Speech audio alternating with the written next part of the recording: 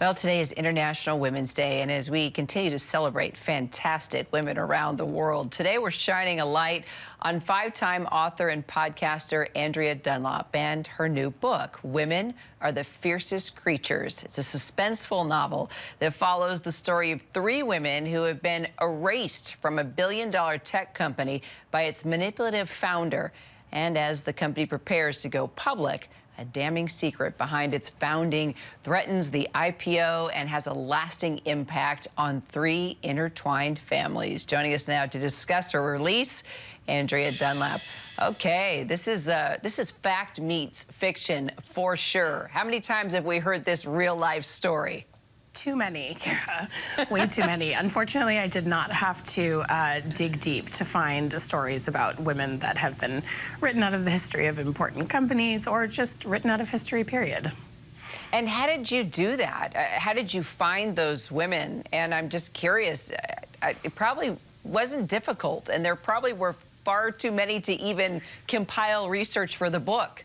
Yeah, I mean, of course, this is a novel, so it's not, you know, it's not nonfiction. I should make sure to add. But yeah, I mean, certainly the founder of Bumble, who was cut out of the original company of Tinder, was an inspiration for this.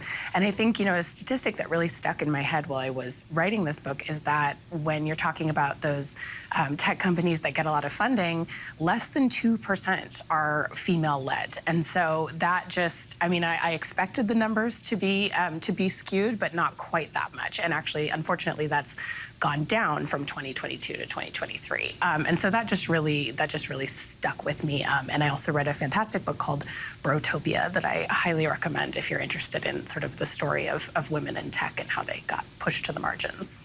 Well, then you throw in these women, right, that are also moms. And you're a mom, you know what it's like to try to break barriers. So my guess is this was personal for you, too. Oh, yes, deeply personal. Motherhood, these pictures from my Instagram are making me laugh.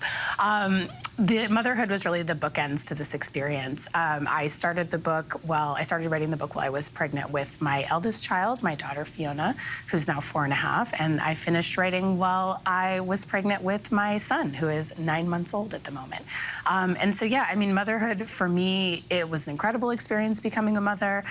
It was very empowering. Going through the process of childbirth, and nothing ever made me feel more physically, emotionally, spiritually stronger than that. And it really surprised me the way that people talked to me when I was pregnant and when I was a new mom, which people really are very condescending to moms and really sort of talk to you like you're a child. And it was so shocking to me because I just thought, this is the most grown-up thing I've ever done. I'm bringing a new person into the world and people are talking to me like I'm a kid. It was very strange. It was very dissonant. Yeah, it's kind of crazy how people stereotype you, you know, as a woman, and then thinking they see you as a mother and just sort of sometimes, depending on who they are, just see you in that role, right? And don't realize you can also be pretty high-powered and running male-dominated businesses, or be at least a mover and a shaker in that room, right?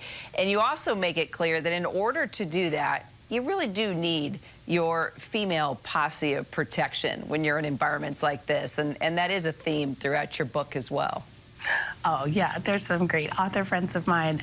Yeah, I mean, female friendships are huge in my life. They are, I know I'm here in New York, where I used to live when I was a young person, first working in book publishing, and I'm seeing a bunch of people that I've been friends with for like 20 years, and my girlfriends have been instrumental in my work life. Certainly now that I'm a mom, you know, I rely on my girlfriends a lot for just help with everything. So I think, yeah, I think it's a good day to think about solidarity and how we can all sort of increase and strengthen those bonds, especially in this sort of post-COVID time when everyone's been so isolated.